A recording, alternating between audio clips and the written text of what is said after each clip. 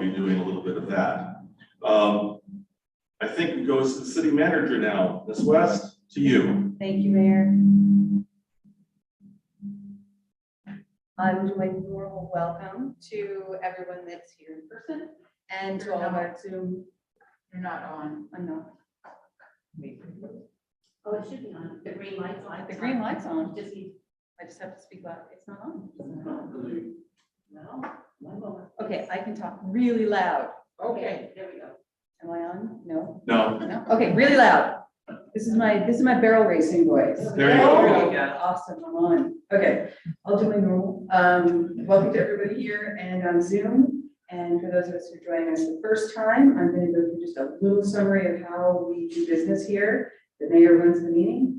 That's one of the jobs he's elected to do. He does it well for us.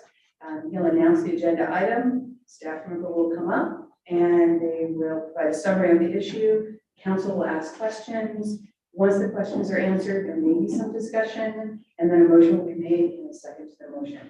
Once there's a second, there can be additional discussion, and then a vote of the council, and then on to the next item, and then we'll repeat the process.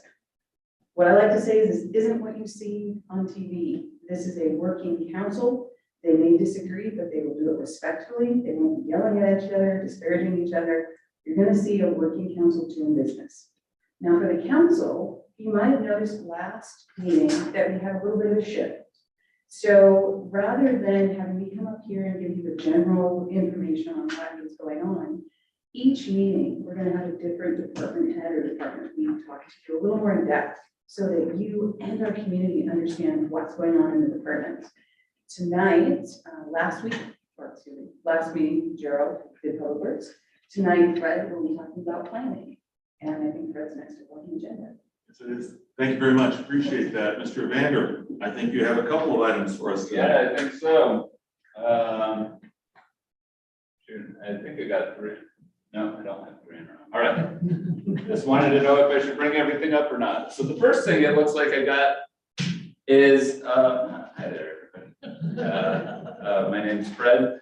I'm the city planner here, and it's good to be here tonight. So the first thing that I have is another one of these historic preservation awards. And Karen, do you have those? Can I borrow your city planner? All right. So the first one of these is a historic preservation award. And shoot, I left it upstairs. That's all right. We'll find a way. Okay. Irvine. So it's on my desk. Let's just remember what 265 South Main used to look like. I mean, look at that thing. This was a historic building that once was a beautiful historic building, and you can see that at a certain point, someone covered up the transom windows up above it. They added this rock bulkhead, and they made the windows along the storefront very, very small. I just bring that up because this award is for the Youngs at 265 South Main, and what they've done to this building. They closed it up for a while. And Karen, can you go to the next one? They made a very beautiful storefront in comparison. This looks much more like the building would have originally looked. You can see the transom windows up above. You can see the nice recessed entry there. And of course, you can see the large storefront windows.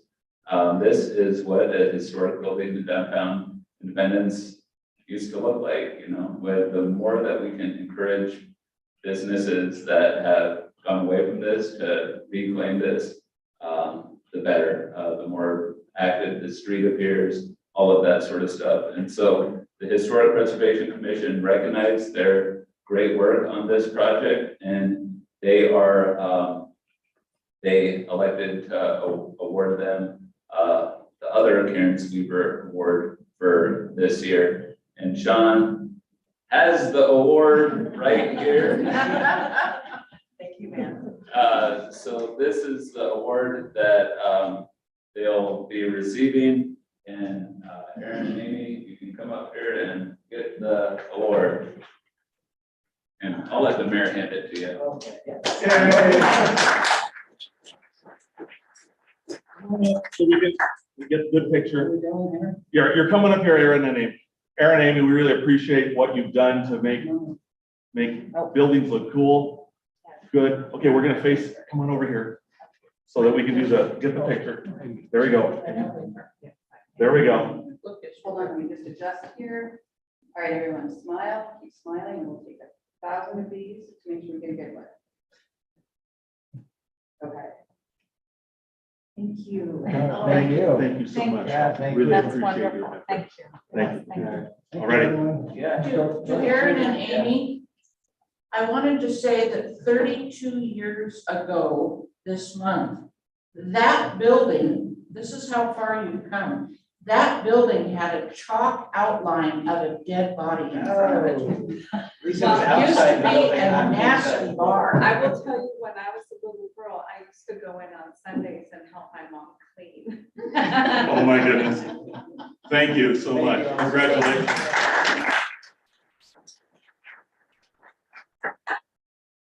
Fred, if you want to continue with your presentation. You bet. So Karen, if you can help me out with that other thing I told you to project, I would sure be thankful. So I am here to present about the planning department. We are a department of one. And there's a whole lot of different things that a planning department does in the community. Typically, and you can make that somehow bigger, it kind of looks a little, you can get rid of that sidebar. Perfect. So you can see here that a planning department typically focuses on two things: long-range planning and short-range planning, or what folks would call current planning. The long-range planning is things like comprehensive plan amendments, area plans, development code amendments. The short-range stuff is like processing permits, holding public hearings, handling land use actions with the Planning Commission and the Historic Preservation Commission. There's also stuff though that goes on sort of behind the scenes with the short range stuff, like staff level reviews and just even simple sort of review of house plans that goes on. So a lot of projects come through. There's a whole range of different things going on. And so if sometimes I seem a little scattered, it's because I am. There's just a lot of stuff going on. Also, there's just other sorts of projects going on too. One of the things that I've been working on a lot is multimodal transportation. That includes walking and biking. It also includes the trolley. And of course, there's always code enforcement issues as well. So let's just sort of go through some of these projects that are coming up that I will be working on in the next year. When we look at the comprehensive plan amendments and the area plans, we have a whole bunch of stuff coming up and going on that are really exciting projects. We have the housing needs analysis going on right now. You will hear more about that in the future. You've heard about it in the past. We also have the Central Talmadge project, which is looking at the area around Central Plaza and trying to consider how this neighborhood could grow up essentially. Potentially into a more walkable and urban place, more a space that could potentially grow around a trolley, around non-motorized infrastructure and stuff like that, but also be a walkable space. Also including things like various housing for various types of people. That was the goal of the Vision 2040 plan. That's something that we went out and we sought a grant for, and we were lucky enough to receive the grant. So that's an exciting project. Another project that's coming up that a lot of people will be interested in is we did get a grant for a downtown parking study. We are going to be doing a downtown parking study at some point, probably within the next year. I have seen a scope of work for that, but I haven't seen that hit the streets yet. As for development code amendments, we're only really working on one development code amendment right now. We're tweaking how the notification standards work for land use activities. The Planning Commission heard that last night. You will be hearing that at your next meeting on December 13th. That basically tries to make how we notify the public more successful. So some of the things that are in that draft as it's coming to you include posting a site and posting a website. It removes the requirement to publish in the newspaper for certain types of land use activities, but it does require us to be posting a project site, which we think will be far more successful. You'll hear more about that though at the next hearing. Now, Karen, can you pull up my the city planning department page real quick? Perfect. So we also have all sorts of short range projects coming up. We don't really have any subdivisions or anything going to the planning commission right now. We always have historic preservation commission reviews going on, whatever it might be.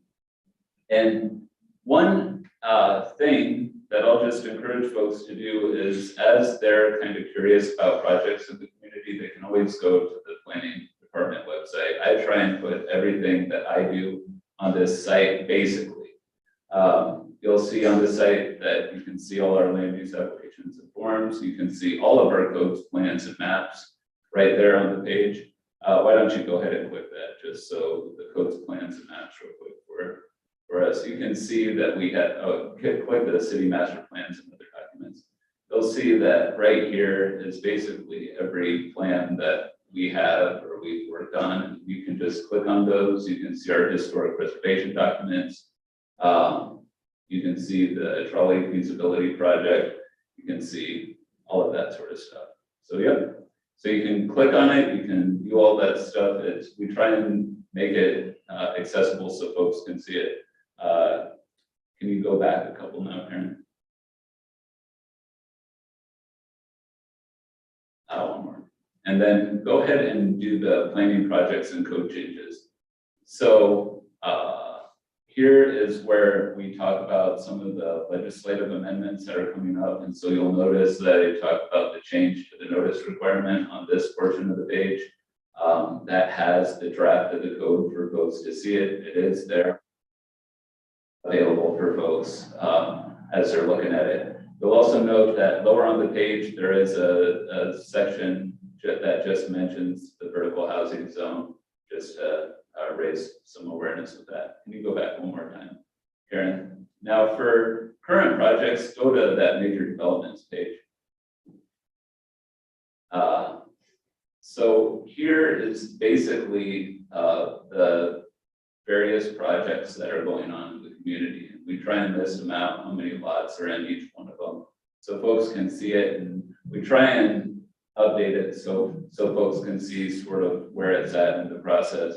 And so you can see all of that stuff there. What we will do with the change in the notice requirement is we'll actually have active development projects, sort of a link at the top of this page so folks can check it. So really, that's a lot of the stuff that I do. One of the more recent projects that we approved was the 478 South Main mixed use building that you see. It's the third one there. That's just directly across, sort of catty corner from this lot right here. That was approved by the historic preservation, and then a staff level review was issued for that as well. That's a lot of the stuff that the planning department does on a given day. Of course, I get tons of phone calls, and so I'm answering calls about real estate, all of that sort of stuff. People asking me about properties, all of that sort of stuff. That's a lot of what I do. Now, some of the fun stuff that I get to do, I hope you can tell is what I like to do, what I really get excited about is the transportation stuff. I am really excited about the trolley. We do anticipate that that's going to start next year. We actually got a picture of one painted trolley. They said that it should be, the first trolley should be to us relatively soon. So that's exciting. So yeah, I guess that's pretty much the planning department in a nutshell. Do you have any questions about anything that the planning department does? Yes, It's actually a trolley question. I was asked this and I could not answer it. okay. What color did we sign up? We, the trolley itself is gonna be red wing. So, how do you, since you're a one-man show, how do you feel that you are representing the community well? Because when I hear the community, it seems like your focus is on shrinking lot sizes and non-motorized community goals. When we've always been, you know, a bedroom community. We need cars to get in and out of here. And I'm just not sure that, what happens if we disagree with the planning department and we don't really like the trajectory that you're going? And we would like to see something that really is what the people of Independence want to see. That's a good question. That's a lot of the reason that we do policy questions, why we ask people questions, and why we create policy documents. The Vision 2040 plan, for example, said, hey, we would like Central Plaza to be a vibrant center in our community. That's part of the reason that we pursued that project. We solicited a lot of feedback as part of that plan. Also, for like the housing needs analysis, one of the things with that initial survey that we got back is people want housing options. And we heard very clearly that affordability is a concern. And so as we're considering those things, we have to consider, okay, how can we promote affordability? How can we promote a range of options? And so, yeah. We just also need to make sure that the community is what the community is for people who live here and, you know, have already existed in this community. So it's important that as leaders, we don't lead people to the conclusion we want to see, but that we actually are open and honest to what our job is here is to represent the people of our community. And I think it's very important that when we lead Is that a people- question? Yes, can we ask questions that we're not leading to a foregone conclusion? Can we ask questions so that when people know when they're voting for this affordability housing option, they're also, inviting a 3,000 square foot lot size? I just want to make sure when we do that, can we make it so that all options are addressed? And I think, and I'm going to interrupt here, that's part of what this council does, is setting the policy. The staff people implement the policies as directed with administrative rules and oversight. And so this council makes the policy decisions. They don't decide on lot sizes. We get to decide on lot sizes. And so we work both with the council, through the planning commission, and otherwise. Are there additional questions? Thank you, Mr. Vander. Appreciate the opportunity. Yeah, yeah, thank you. And I think actually you get to do the next one anyway. Oh, I do. Yes, this is a annexation. All right, let me grab that one then. Thank you.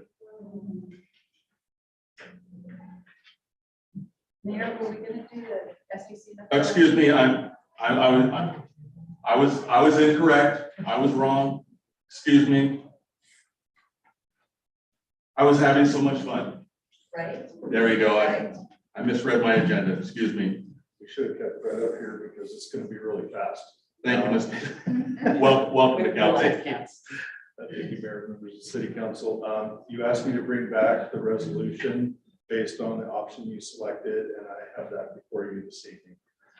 Do you have any questions for me?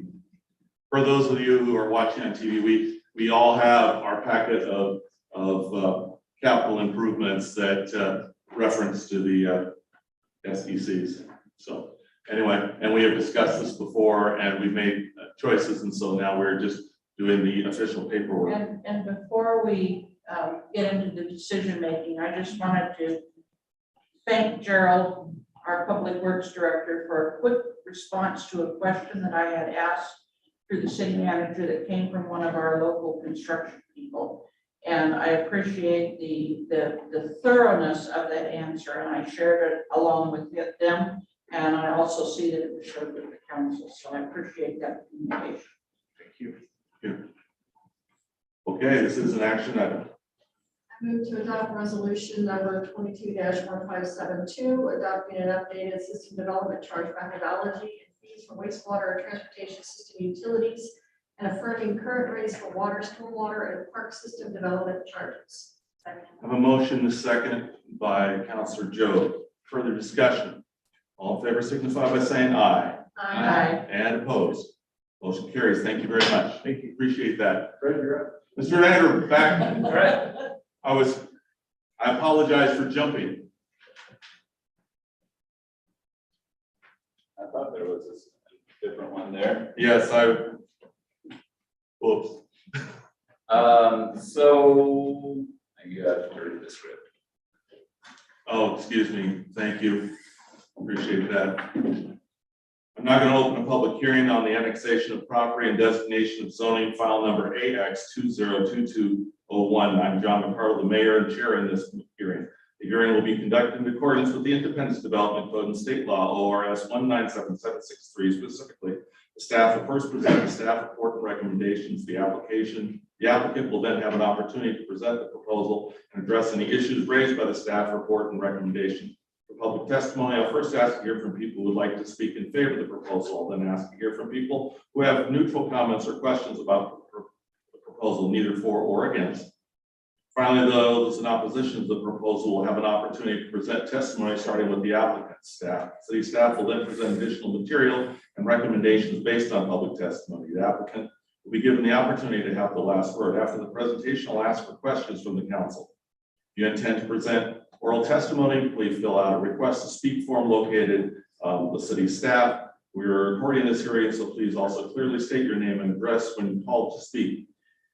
This will help in preparing accurate written minutes of the hearing and also assist with mailing copies of the decision to all interested parties. If you have written testimony or other evidence to submit, please give that to staff so it can be entered into the record.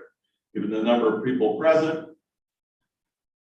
limit yourself to no more than 3 minutes. Please remember that all presentations are timed. You will be informed when your time is expired. All speakers exceeding their time limit will be asked by me to immediately conclude their comments. If you do not finish your presentation, be sure to provide a copy of your statement to the staff. The applicant will not be limited to 3 minutes, but they are encouraged to limit their presentations as they are able to be respectful of our time constraints this evening. In order to minimize repetitive testimony, organizations are encouraged to have only one person speak for the group, with other members of the organization standing to show their support. Each person may testify only once unless called back to the podium at the request of a council member or respond to a question. Thank you for your cooperation. The mayor and the council are required to disclose any conflicts of interest and ex parte contacts that we've had with the proposal or the applicant. That is, whether we have any financial or other personal interest in the proposal, and whether we have spoken with anybody about the proposal outside of this hearing. Also, councilors may only participate if they can do so without undue bias, either for or against the applicant. Do any councilors wish to make any disclosures? I see no one flagging me.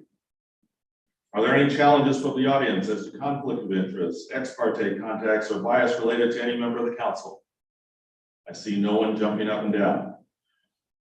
State law requires me to tell you a number of things at the beginning of the hearing. First, the applicable substantive criteria that apply to this application are contained in the written staff report and will be identified and discussed in the oral staff report. Second, your testimony, arguments, and evidence must be directed towards those criteria or other criteria in the comprehensive plan or development code that you believe apply to this application, ORS 197.7635B.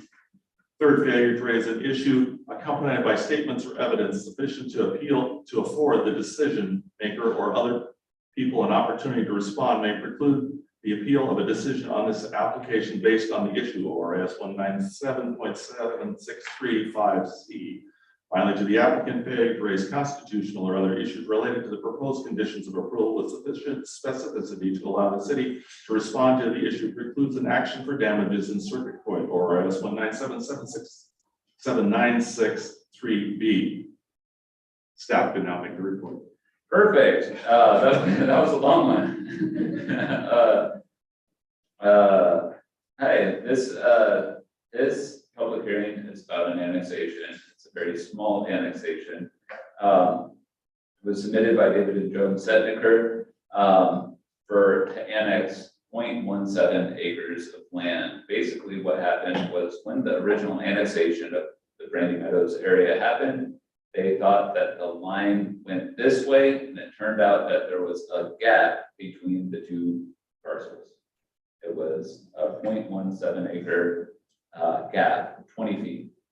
It was 20 feet. And so, so after a whole bunch of back and forth with the county about, is this in the city? Is this out of the city? Looking at a whole bunch of deeds, doing a whole bunch of measurements, all that sort of stuff. We came to the conclusion, no, this portion is just outside of the city. When Brandy Meadows 3 and 4 went in, they anticipated that this was in the city. And when they went to record the plat, that was when we found out that, oops, this little portion is not in the city. Now, you folks addressed the eastern portion of that issue as part of a previous action. This would address the western portion, which actually was never part of the parcel that was intended to be annexed. It wasn't part of either parcel. It's what's apparently called a hiatus. Learned all of this stuff. So based on all of that stuff, how this is for an annexation, the appropriate criteria to consider for this are in subchapter 11 and subchapter 11 administration, subchapter 12 zoning changes of plan amendments, and subchapter 14 annexation. Also, there's relevant housing land use policies in the comprehensive plan. I tried to address all of those in the staff report for this. Basically, in short, this would effectively work within their previous master plan for the site, within their previous planning approval for the site. And so based on that, it's consistent, it remains consistent with the criteria for annexation, for the criteria for all of that stuff within the comprehensive plan. And so based on that, I would recommend that you folks approve this annexation. Are there any questions? Questions from the presenter? I don't see any, so I'm gonna go, I don't think the applicant's here to speak. I don't think anybody has any neutral comments about this. I don't see anybody jumping up. And I don't see anybody jumping up to oppose. Without objection, I'm going to close the hearing since there is nothing to respond to. Without objection, okay. And there's no questions or anything. This is an action item. Let's take care of it. And Karen, I have a note here that you said I'm supposed to, you have a motion that I'm supposed, okay, that's the motion you want. I move to approve AX-2022-01 annexation and zone change adopted findings as submitted in the staff report. Second. Motion second, all in favor signify by saying aye. Aye. And opposed, motion carries. Now then, do we go to the ordinance on page 27, Karen? Okay, council members, we need to do the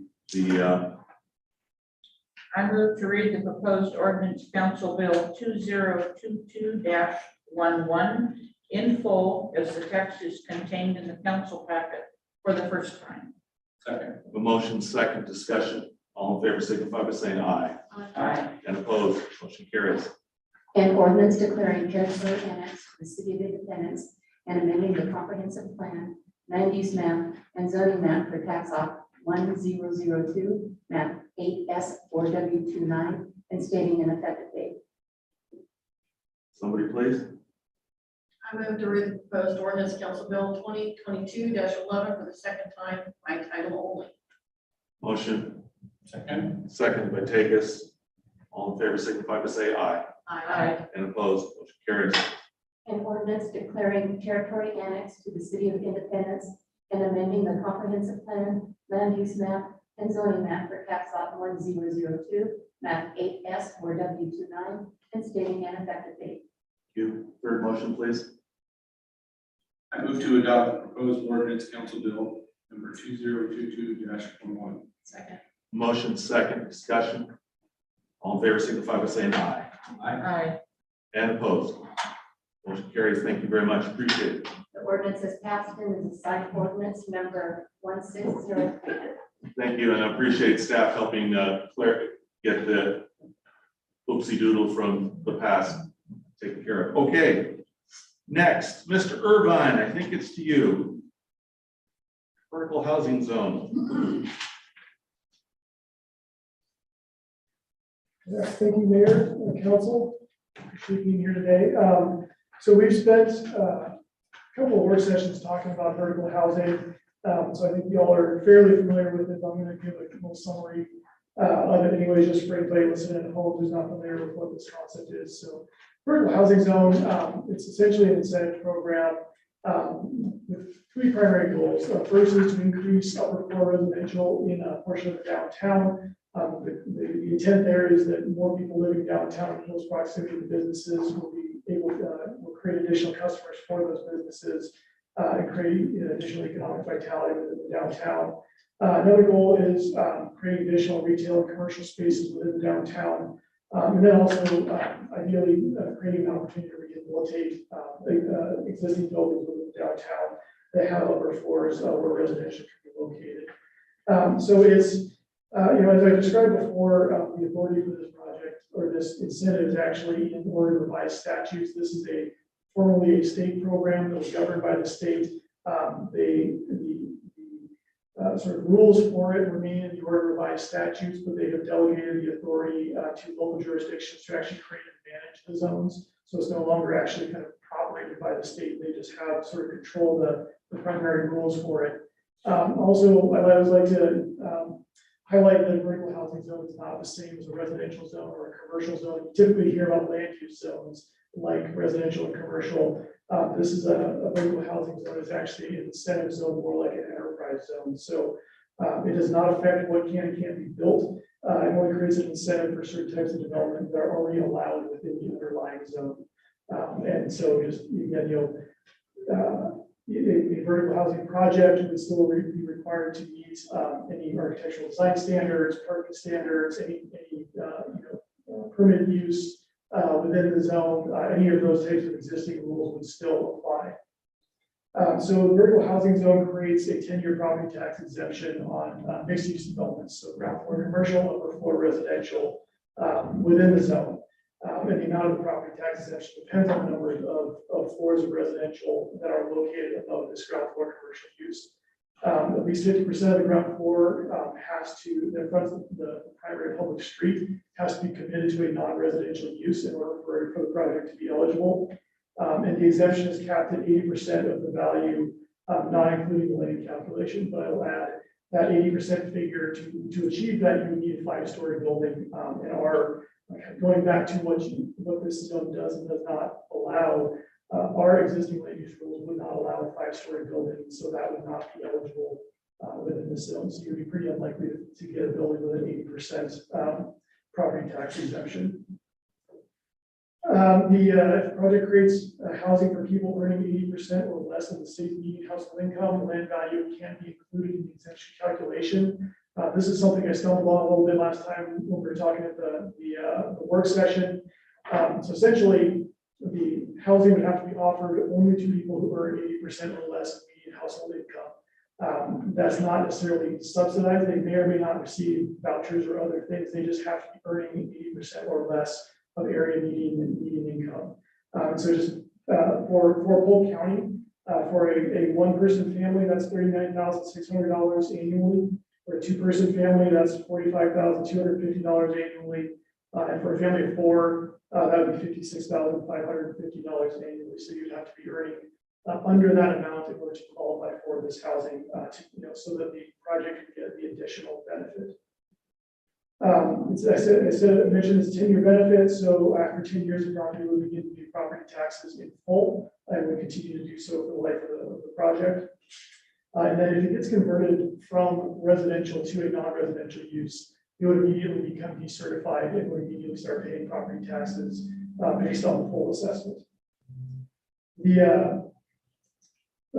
benefit can be used on existing buildings or can be used on new construction. And the resolution also, just a quick note, empowers us to create a fee and for the processing and implementation of this incentive program. And we would do that during administrative rules process. We're also proposing to create a minimum of 8 units for a project to qualify, so we have to create 8 new units in order to be eligible. We're also suggesting that live-work units would not count as a ground floor commercial use. So the one thing in my staff report that you probably noticed that we did not discuss at the work session is we also need to consider the possibilities of displacement when looking at implementing this zone. And displacement essentially just means that a household would be forced to move from its current residence due to conditions essentially through no fault of their own.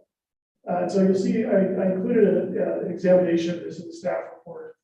Essentially, the risk falls into 2 categories. One is physical displacement. So somebody acquires a property that already has somebody living there, kicks them out, and then redevelops the property with a vertical housing zone project. So you'll see in my report that this is all the proposed zone is already entirely commercially zoned. There's a pretty small number of single-family houses on small lots.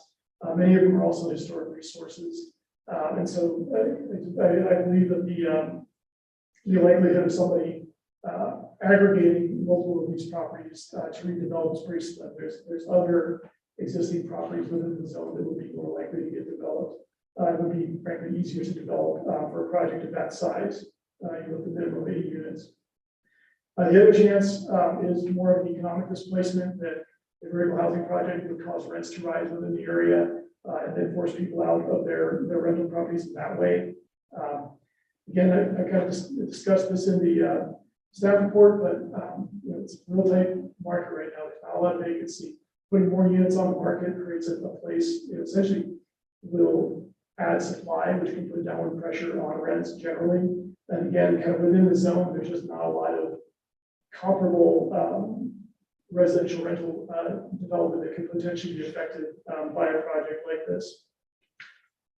I think that is probably all I'll say in summary. I know at the work session, we kind of went through several examples of kind of how you calculate the benefit for this project. You'll see in the staff report, I indicated, in general, it's a 20% per floor residential above a ground floor commercial use. As you recall, the calculation is a little more complicated than that. I'd be happy to go through the calculation again for you if you want. Otherwise, I'm available for questions. Questions, Mr. Presenter? I do have one. Can you delineate what are the existing current properties that could qualify for this? Existing current properties. For example, across the street here, we've got a couple of vacant lots that would be eligible. You could put a building there without demolishing another building. The lot kitty corner that Fred mentioned would be a possibility. The property behind Blue Hearts would be a possibility. I'm not thinking of vacant properties right now. How about properties that are already built on that could use this exemption? So for example, the Sperling building would be a great candidate. It's got 2 floors of unused space above ground floor commercial space. Independent Station would also be a possibility there. Yeah, thank you. Did we ever get an answer to Councilor Martin Lewis's question on what we would do with a below ground building? Remind me of that question. So basically, I was thinking of what's referred to as the Elks Garden lot. So if, for instance, something were to be built at the same level of the neighboring barber shop with residential down below street level, quote, on their garden lot, would something like that still qualify, even though the commercial, is at street level, but the residential is not above it, but rather below it? So my answer would be no. My answer, the ORS are very clear that it's a floor of residential above a ground floor use or ground floor commercial use. And in this case, the main street would be the primary street with the ground floor commercial. And so then anything above that street level structure would be fine. Exactly. And then anything below just wouldn't count in the calculations So of the units. In this case, if, so for example, if you've got the Main Street commercial use, if they put, say, they put another floor of residential, so you're looking at it from Main Street, it looks like a two-story building, you've got a floor of residential above the existing, Elks Lodge use. If they did that, then if there was residential on the lower, the garden level, then that could be included in the overall residential calculation, but you would need at least a floor of residential above that Main Street use. Oh, okay, thank you. I hope that's clear. I know it's. Thank you. And I have one more question. Please do, Councilor Brewer.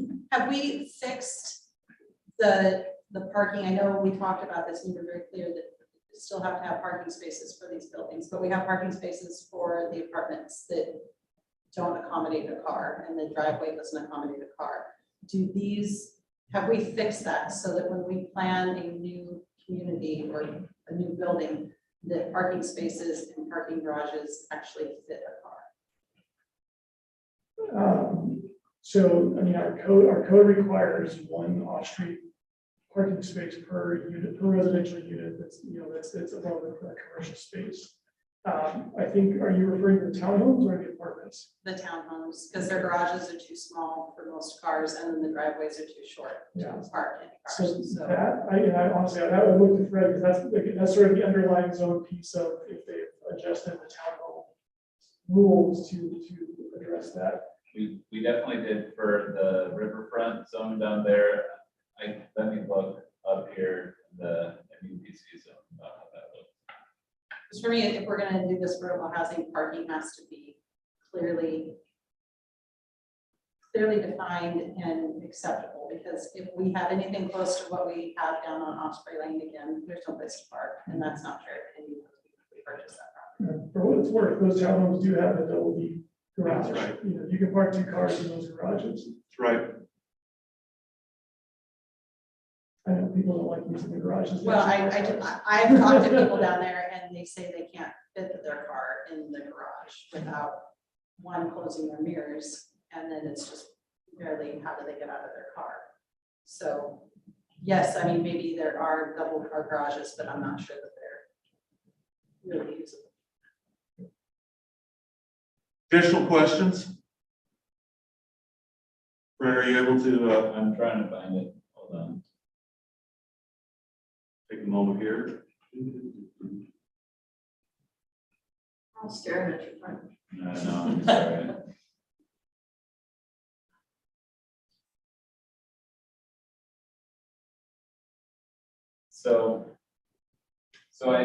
How I think it works is, let me just, how I think the standards work is, especially in the mixed use pedestrian friendly zone, it's anticipating that you're gonna have a parking lot.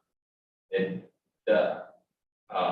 part of that is because standalone residential uses are not allowed within the vast majority of the zone. So based on that, I think the idea is it's going to be a mixed use building. There's going to be a parking lot. So the parking lot would then have to meet the standards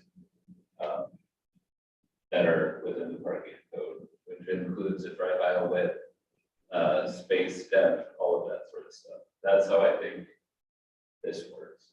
So. But there is no anticipated parking lot with this plan. Well, you have to meet the existing parking requirements. And so they would have to, if for a project to qualify, it would essentially have to meet all of our other land use and building standards. So they would still have to demonstrate how to meet the parking requirements. And Fred and Gerald would have to sign off on that. Additional questions? Okay, and I really appreciate I just want to thank you for the work session that you provided us last meeting, which was very much in depth with lots and lots of detail that was really helpful for the understanding. Okay. This is an action item. If someone would like to, action item. I move to approve resolution 22-1573, establishing the Independence Vertical Housing Development Zone Program and local criteria. Second. A motion second by Martin Willis. Additional discussion. I think it's risky to, I think Sean's done a great job in presenting this, and I think it's a great idea. I don't like I think we have to have a parking garage, and that concerns me, you know, when there's no clear distinction of how we would park people. So for me, I'm concerned with that.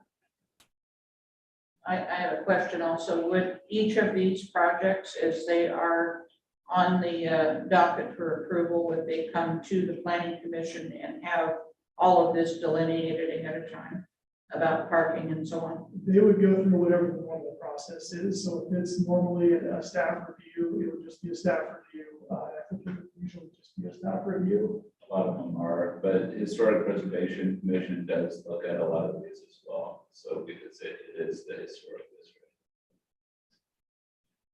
Okay. Alrighty. Let's get to making a decision. All in favor of the motion signify by saying aye. And opposed. Rodney is opposed. Motion passes. Thank you very much. Thank you. Mr. Fisher, we get to see you again.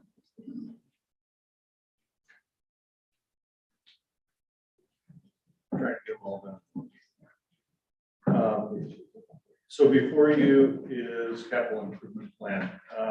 We're required to have a capital improvement plan in some form or another. In the past, it had been put together as part of the budget document. What this plan does is it takes all of the projects in the master plan, all of the projects that we show in our budget and other places, and it puts them all in one document. Basically, this document is like a clearinghouse. It helps staff know which projects are the high priority projects. It helps council understand what projects need to be done, what projects have been completed, and it helps the community see the plethora of projects that we have to build. Right now, the way the document sits, was it available on the electronic version, the whole document? If somebody requested it, it wasn't Okay. posted on the website. So once it's adopted, we will post it on the Public Works website. But basically, it talks about all of the projects in the city. It gives a summary of the cost of all those projects. High priority is the first 5 years. The rest of it is the 20-year planning period. And then it shows all of the projects. Each individual project has a page with a map, if a map is needed. And it goes through transportation, sewer, water, storm, and parks. As we go through on a yearly basis and update this plan with an update to the master plan or an update to what projects we finished, at the very end, there's a section for completed projects. I'm not taking those sheets and moving them to the back so that we have this really massive document. As they get done, we basically will pull those pages out and they'll be in a tabular form. My intent is to, when we do the completed project, we'll have the project name and under the category, and we'll also list what the total cost of that project was. So it's kind of a tracking thing. When I do my projects, I have what's called a fixed asset calculation. So I know what money comes out of what funds, whether it's rates or SDCs, whether it's gas tax money. When the project is completely finished, I give this big spreadsheet to finance so that they can put that project into their fixed assets. And we use that same number from the fixed assets in the capital projects. So you'll know what it was before, you'll know what it was after, or what it is after the project's completed. Started working on this right after I got here, so it's been a year in process, but it gets everything that's kind of scattered into one document. So I'm happy to answer any questions. Any questions? I really appreciate for anybody watching. It's a very, very detailed light read. Additional questions? Yes, I have one. You mentioned a yearly review of this plan, and according to our information in the council packet, it says the intent is to update the plan yearly after the close of a budget year. So does that mean the next time this plan will be reviewed in detail will be prior to July 1st of 2023 or just after? So I'll be reviewing what things need to go to the completed side, and the intent is the project is completed during a fiscal year. When I bring that before you in the next fiscal year, it will be moved to the completed projects, and any new projects that are done, like we have the water master plan adoption.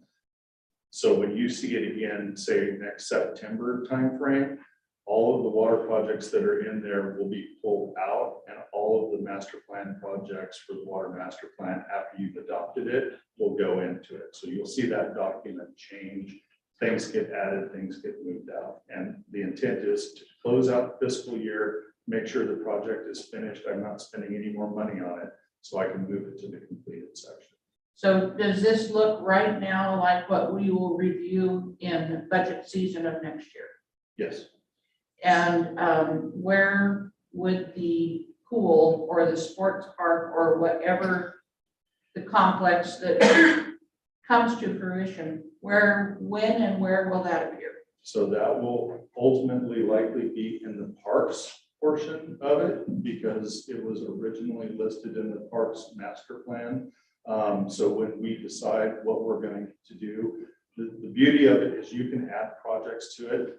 Council can decide they want to add certain projects to the capital improvement plan. And what I do is every year I add those in with our best estimate of what the planning level cost is. So when we get to the point where the council's decided, okay, this is the direction that we want to go for the pool, then I will already have that laid out and be ready to insert that into the capital improvement plan.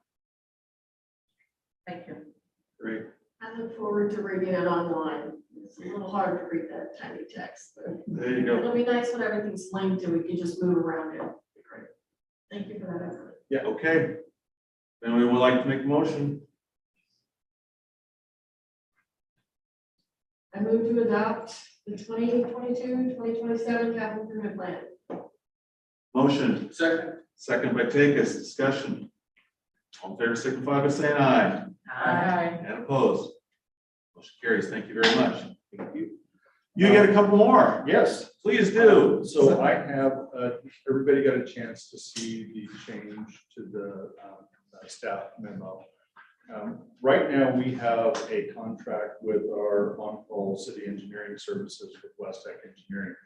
Every time they provide us with a scope of work, it's added into that contract. So all the different projects we do, they provide us a scope of work through the engineering services. We just add that to the contract.